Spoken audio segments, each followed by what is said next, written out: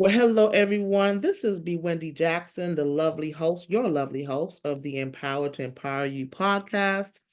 For those of you who have been tuning in since January 2020, thank you so much for your support, for your prayers.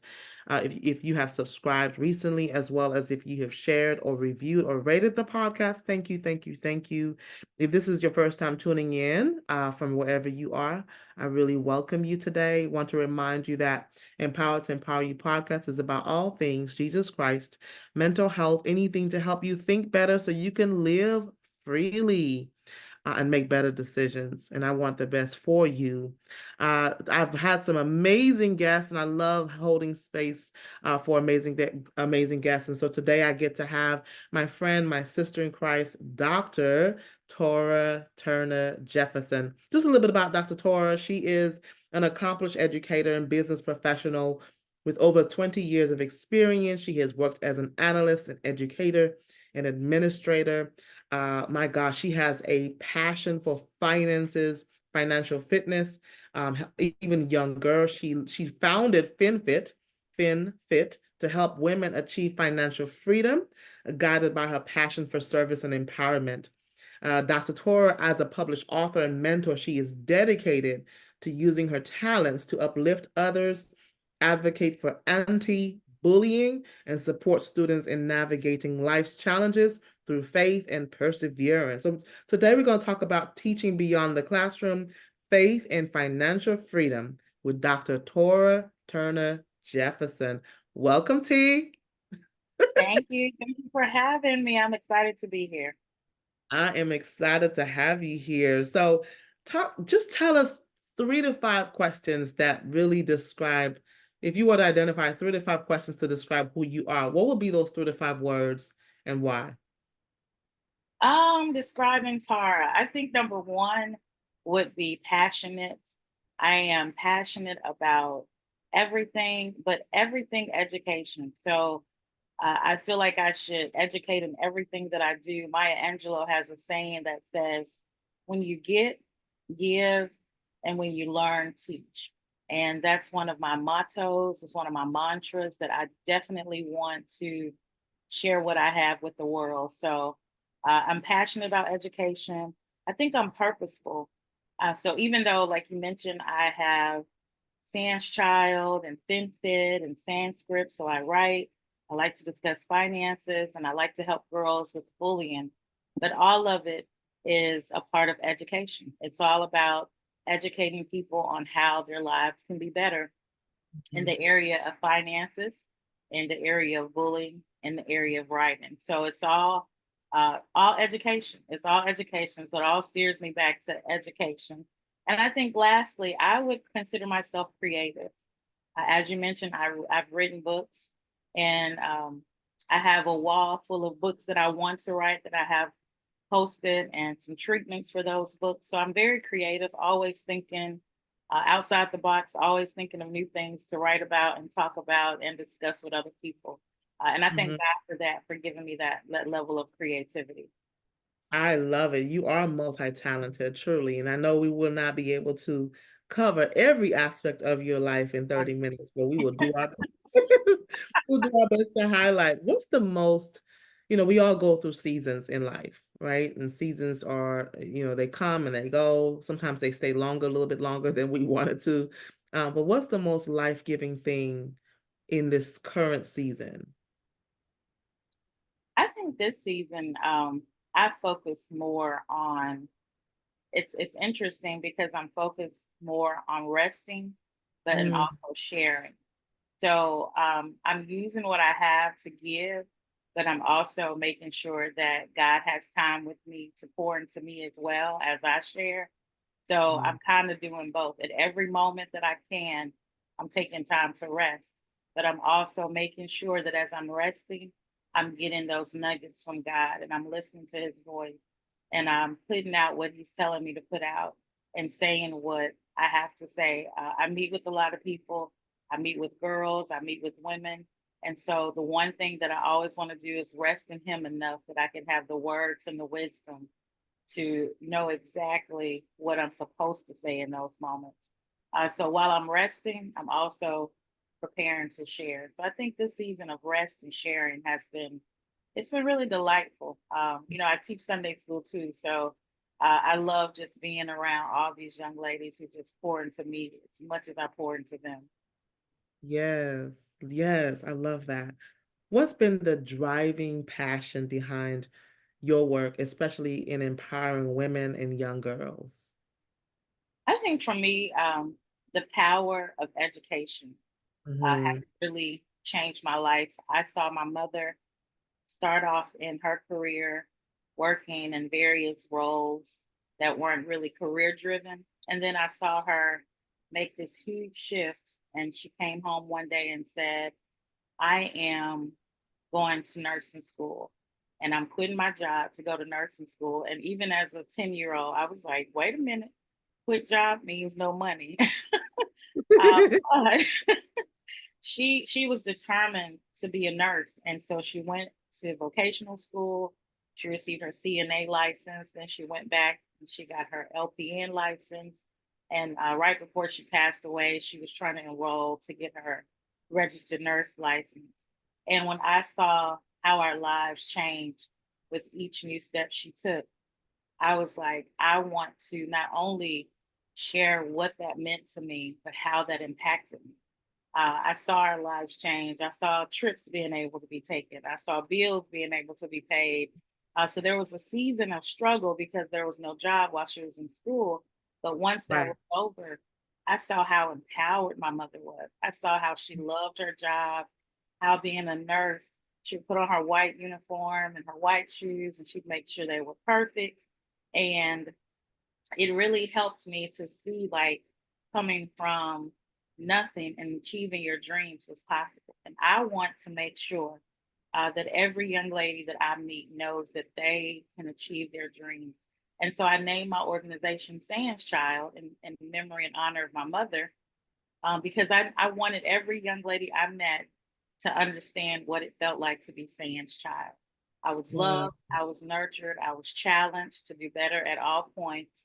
And so I just wanted them to do that. And so when I talk about educating and empowering um, young ladies, I've experienced the transformative power of education and empowerment firsthand.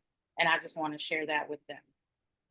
I love that. I love that your mom played such the short time that you got to have with her, she played such a huge, impactful role in your life.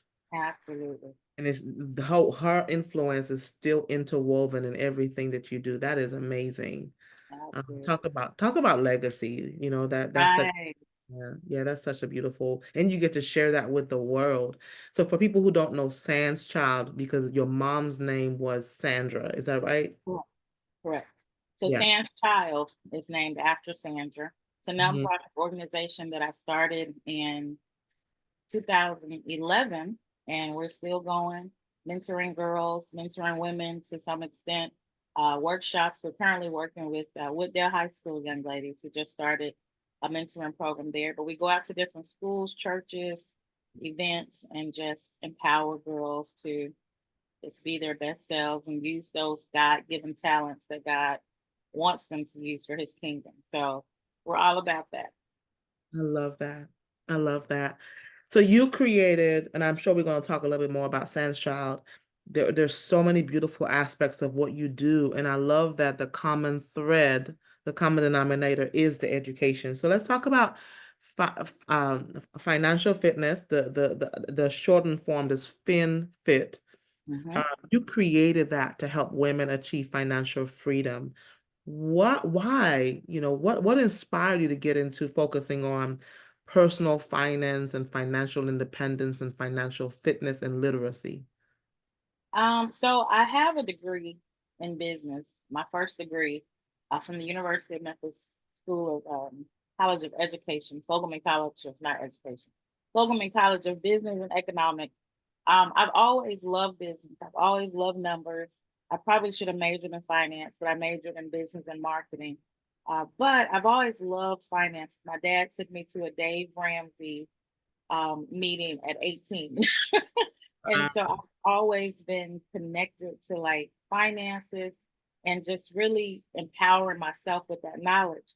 When the pandemic came in 2020, when I created FinFit, I saw all of my family members, a lot of my friends getting these stimulus checks. And I wanted them to use wisdom with them. I wanted them not to just buy, who were at home. Amazon was the thing of the day. People were having packages delivered nonstop to their doors through the pandemic. And I wanted them not to do that.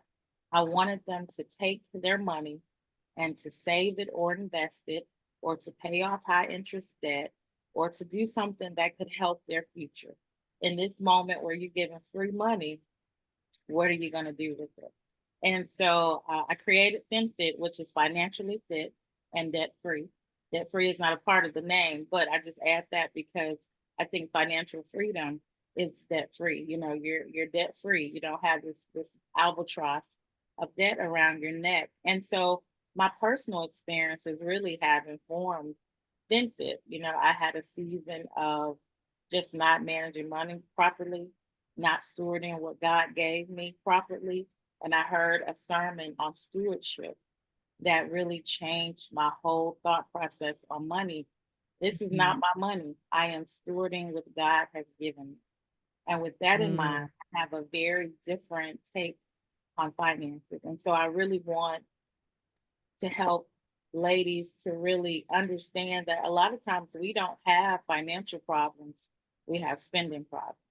What are you Mm. spending your money on? You know, it's not about how much you make, it's about what you keep. And so, with that in mind, I talk about all things finances. We talk about budgeting, we talk about credit, we talk about saving, we talk about investing. And so, I have my financial license, not all of them. I do have the ability to work with insurance and annuities. So I try to just use all of that information to teach. And any new information I get, I have a group text of all the ladies who've been through the course, and I text them stuff all the time about, hey, check this out.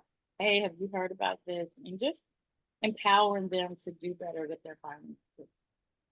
That is so good. How long? So, do you have an example of how you walk someone through their finances, financial fitness, and you saw maybe the progression from being able to change your mindset about money, and also getting rid of debt, going from broke or going from stretched financially, knee down in debt, to being more financially free and stewarding their money better?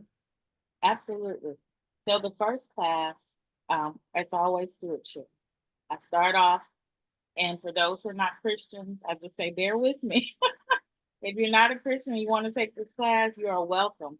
But I'm Yeah. going to talk about stewardship. I'm going to talk about how God has given us this, and everything that we have is because of God. And so Yes. God has given me this. First of all, I'm going to give him his money back, the Yes. 10% or more. And then Yes. I'm going to steward that 90% to the best of my ability. So the first thing I talk about is stewardship, because I think if you understand that this is not your money, if I'm using the Wendy's money, I'm not going to spend it all willy nilly because this is not my money. This is Yeah. the Wendy's money.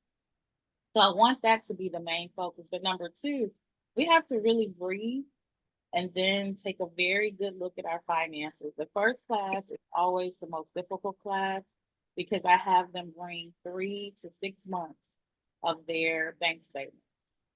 Ooh. And we have to look through every single thing that they have spent for 3 to 6 months. Ooh. And they are, you should hear the first hush that falls over the room. But at the end, when they finally get it, when it clicks and they start their cash flow plan, they start their budgets, they start seeing, oh, I'm spending $700 on groceries, but I'm also spending $500 eating out. I need to make a decision. Am I going to keep doing this, or am I going to look at it and say, okay, well, I'll spend 200 eating out and then I'll spend 300 on groceries. And it's just that simple. It's not saying don't stop. It's saying just rein it in. I have a friend who, and she said, when I make this certain amount of money, I'm getting me a housekeeper. And she said, what do you think about that? I said, put it on your cash flow plan. If you want that, Put it on your plan. You can do that. If you like expensive clothes or shoes, my point is write it down, make room for it, but make sure you're giving your tithes, make sure you're saving, make sure you're investing, make sure you're paying debt. If you can't afford it, no. So that's really the first step. It's really just a real good look into finances.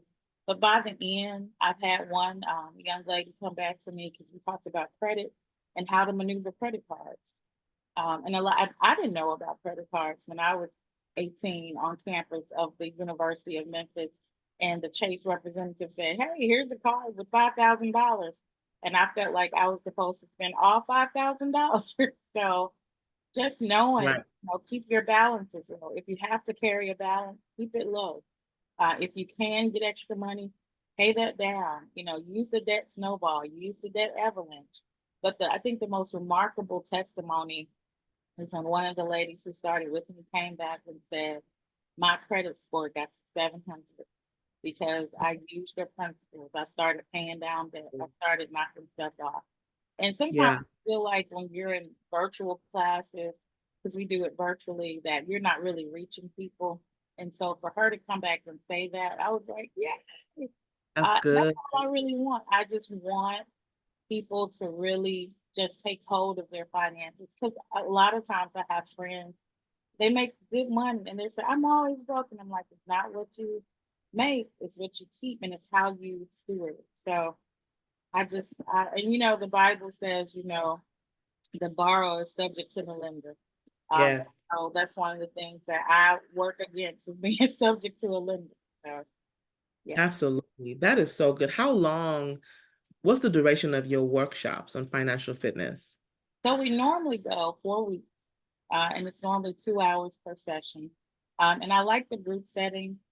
There's no judgment. That's one of the things that I talk to them about. I'm very, very transparent in my group.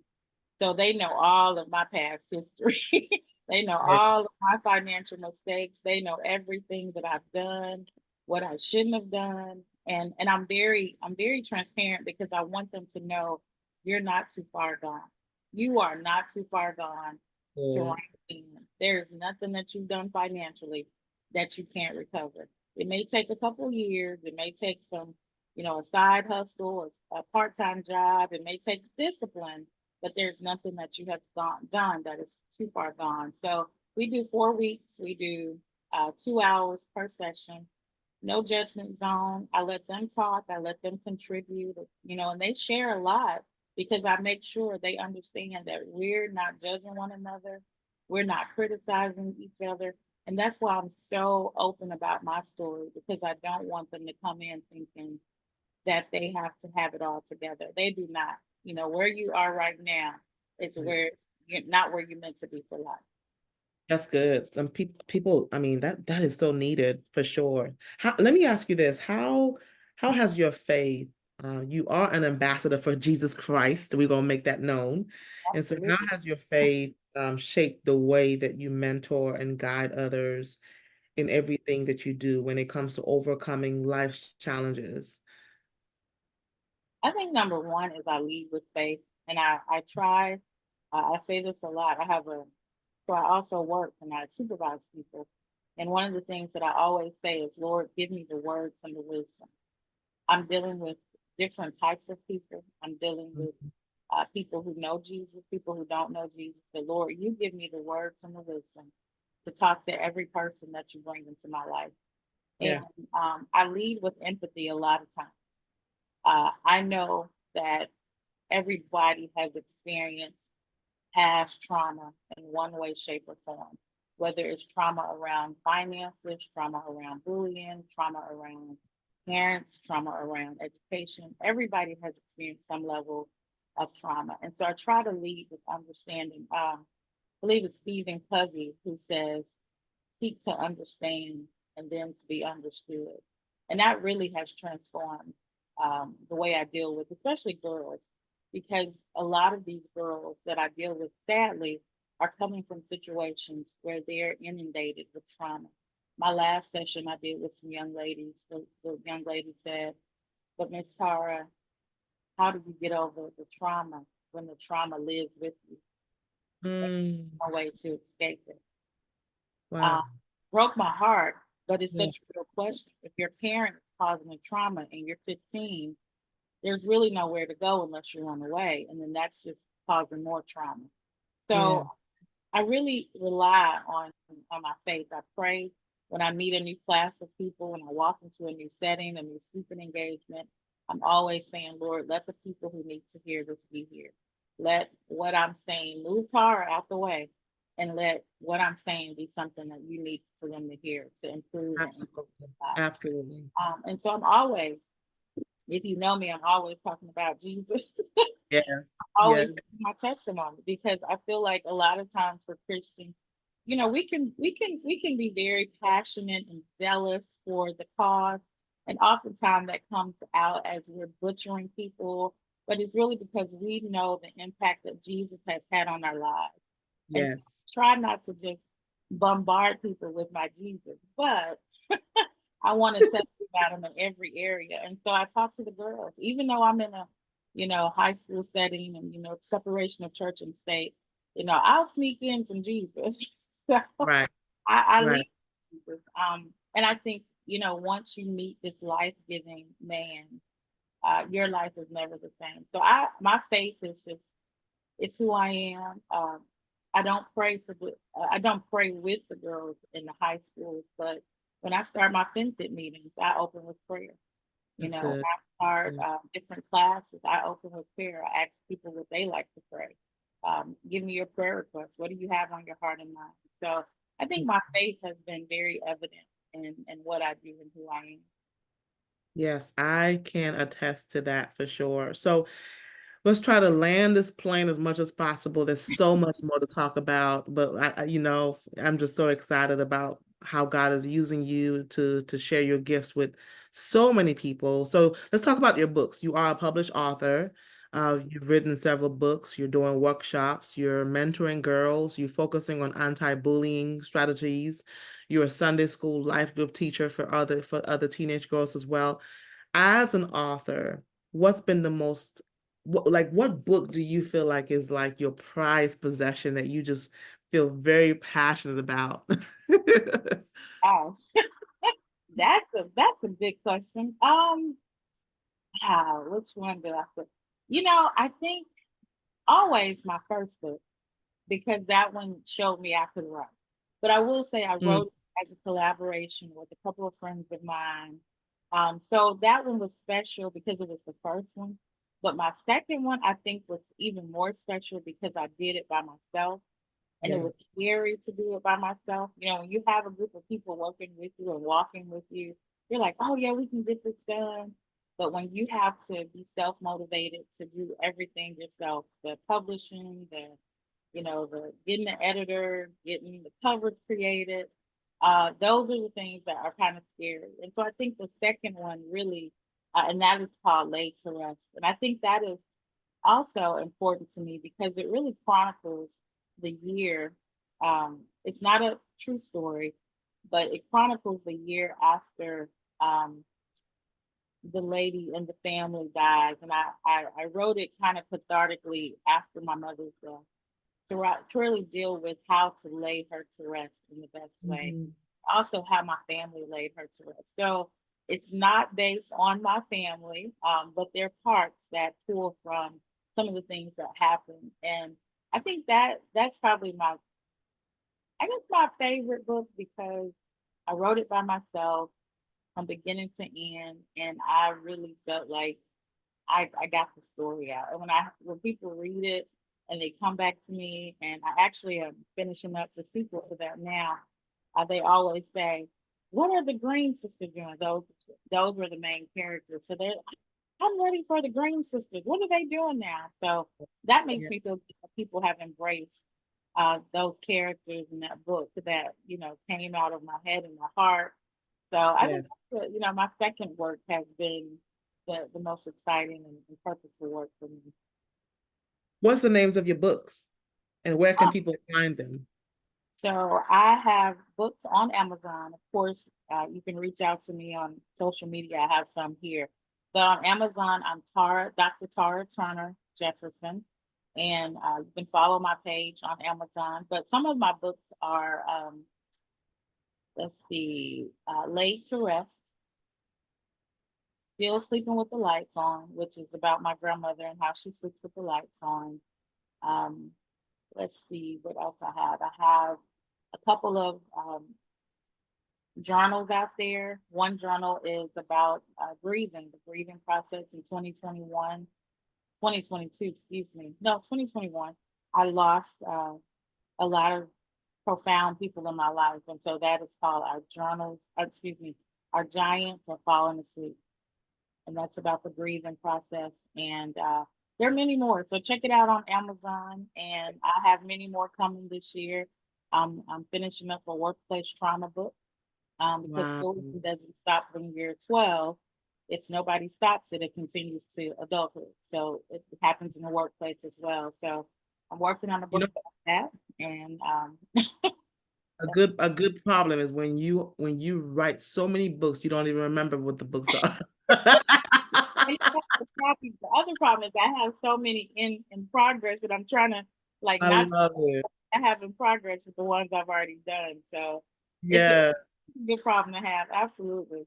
That's awesome. I love it. Wow. So what do you think the first step, somebody, people who are listening to you and they're like, you know what? I hear you talk about finances. This is a three-part question. The person who's really, really overwhelmed about their finances and they don't see any way out. They're just bound. They're tired, they're busy, they're tired, they're exhausted. The idea of one more job scares them. Like, where are they gonna have the time to do that? Everything feels like it's a pressing urgency, and they're overwhelmed. What would be the first step for that person to take? I think number one is to breathe. I know that sounds like so cliche, but really just take a breath and know that you plus God can handle it.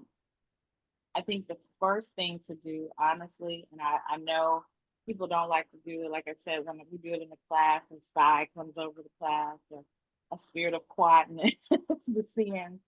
But the first thing is looking closely at your finances. What people don't realize is you probably have more money than you realize. We take out these Yeah. little cards and we just swipe Walgreens, Chick-fil-A, Kroger, um, Zaxby's, and we're just swiping.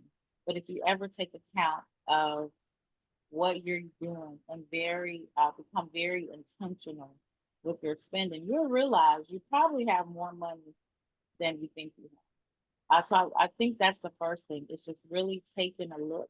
And I will help people do that. I will not charge you to do that. I will sit down with you, hold your hand. And I told a lot of people, I'm not looking at your bank statements with you. I want you to look at them. So Yeah. I'm definitely always saying, hey, I'll sit here with you. I'll sit on the other side of the table and just be, your support as you go through because it is overwhelming. It's scary to look.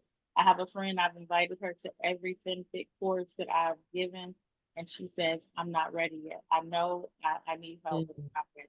And that's the mantra of a lot of people. So, number one, breathe. Number two, take a look at your finances. Download your bank statements and go from there. That's good. That's good. And the person maybe who's navigating, I know that you're focusing on bullying with girls, and that's the work that you're currently doing. This is not with women, correct? This is with girls. Is that right? I've done a couple of workshops with women as well. So I mean, it's bullying just in all aspects of life, and that's why I want to write the workplace trauma kind of bullying thing because it happens as adults as well. Absolutely. That's such a huge thing because it's very common. It's more common than we think. Yeah. So what would you say to somebody who maybe is navigating workplace bullying? No one believes them. Maybe there's a lot of corruption even in HR, so really they can't report it, or maybe they try to report it and nothing has happened because there's retaliation going on. So even bullying in different levels. Like, what would you say about that, and how would you even encourage somebody? What steps would can they take? I think number one is to acknowledge that your feelings are real. Yes.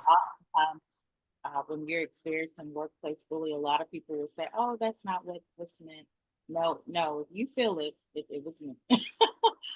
So definitely acknowledge those feelings, acknowledge that your feelings are valid. You know, they may not be fact, but they are valid. So acknowledge. Yes. Number two, get you a support system, whether it's a friend at work, and sometimes you can't have a friend at work. You know, I've learned that the hard way. But maybe even your spouse or a good girlfriend, you can call and say, "Hey, do you mind? Can you hold space for me for 10 minutes to get this out because I need to vent?" And then number three, document. Document everything that you're going through. Keep a journal. I wouldn't advise keeping it at work, but keep you a journal of what is going on, and just write into that journal because that is actually evidence if anything ever happens, if anything goes wrong. Time, date, stamp it. And definitely do that. I would say, even though HR can be corrupt, you want to create an HR file. You want that Yeah. HR that you tried to do something to stop the bullying or to bring attention to it. And so those are the strategies that I would use initially. But the last one, I don't know what number I'm on, is definitely take care of yourself. So whether that means going to EAP, getting a therapist, um, finding those coping things that help you. Whether when I started going to therapy for, trauma in the workplace, one of the things that really helped me was my therapist said, on your lunch break, stop going to lunch with coworkers and rehashing all the stuff you hate about your job. Go on a walk, go to Kroger, buy some fruit, walk through the section, sit in your car, read an audiobook, listen to an audiobook. And so those things really help me because if you're just pouring more into the trauma at lunch, you get with your friends, you go to lunch, you talk about your boss, you're just creating more trauma for yourself. So in the lunch break, take those moments to get out the building, even if it's just walking in the parking lot, just giving yourself a break from that building if you are experiencing that bullying. That's Uh, good. That's good. techniques that I think really, really helped me when I was dealing with it. That's so important. And this is just random, but I think it's an important question. I promise we're trying to land a plane, but this is so good for people that are, just listening and maybe they're wondering, I wonder if I'm being bullied. For girls, right? That's the name calling, that's the, sharing rumors about the girls around the classroom, that's the teasing. What else have you seen bullying looks like for girls? Is the So first question. and honestly, so bullying is a through line because those girls who were bullying in high school, who've never been taught to turn away from that, become your managers and become your bosses and become your coworkers. So it's gonna look the same. It's gonna be the rolling of the eyes, the ignoring, the clicks, the secret keeping, the laughing, the pointing. You wouldn't believe that grown people will behave like that, but they will. Oh, Maybe you're never good enough. Everything you do, every report you turn in, it's given back to you. Every time you try to talk in a meeting, you're overtalked. It's the same thing that happens in high school. You're excluded from certain meetings. You're ignored in the meeting. You're called or text late at night with deliverables for 8 o'clock in the morning that you can't get to if it's 2 o'clock in the morning. But wow. to have at 8 o'clock in the morning. So workplace bullying, it really mirrors a lot of the bullying that happens in high school, probably college as well, because people don't have anyone to interrupt that cycle. And so that's one of the reasons I created Sandchild because I want to interrupt that cycle.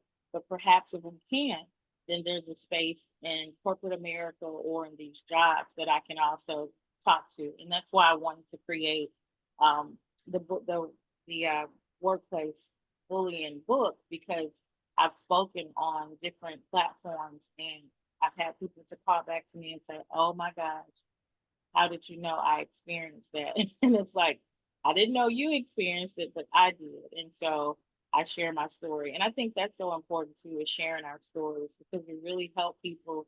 People Yes. think I'm crazy. I'm crazy. These people are not bullying me. This is not it, and that's why I said own those feelings, acknowledge that you're not crazy. This is Right.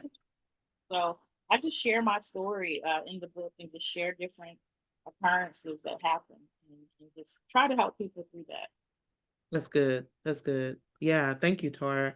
So for people who are interested in your workshops on writing, finances, bullying, all the things that you do, what's the best way to connect with you? Any upcoming events that you want people to know about? Just so you know, and I'll probably share this by the time you hear this podcast, those who are listening, this will be December the 9th. And so anything that you want to kind of drive people to connect with you. Well, we have the workshop coming up. This will be too late for December the 9th. We normally do a New Year's workshop as well for FinFit. So we have a Festive Finances workshop coming up in October through November. 4 classes, just navigating the holiday finances. And a lot of people need help with that, not going into complete debt to try to buy a gift for somebody. But then in January, we also come back with the New Year's workshop where we focus on now we have the debt. How do we get out of this debt? How do we very expeditiously get out of this debt? So we give you tips on how to, knock debt down quickly. So I can be found at on social media at I am Sandschild for any Sandschild information. And for FinFit, social media is at FinFits underscore debt free. And I could be found there. And then for Sandschild, we do have new member November. And so we take new members throughout the year. But if you have a child that's interested or a principal, or you have a community that's dealing with girls and bullying, you can reach out to me at I am Sandschild, and we can help you get a class together or come out and speak or just give you some information on how to help out with that bully. I love that. So, did you say you have a website as well? I You have do. a So for and I wanted one of the things that I want to do is consolidate all my websites into one. But right now I have three. So I have www.sandschild.org, sandschild.org. Then I have thenfitsfree.com, thenfitsfree.com. And lastly, I have sanscripts.com. And Sanscripts is where I do writing workshops and help those aspiring writers to become authors and just really get what they have inside of them onto some paper. awesome, Of course, you can find my books on Amazon, Dr. Taura Turner Jefferson. Great, great. Wow. Tara, is there anything that I didn't ask you that you feel like you just need to share before we end the conversation today?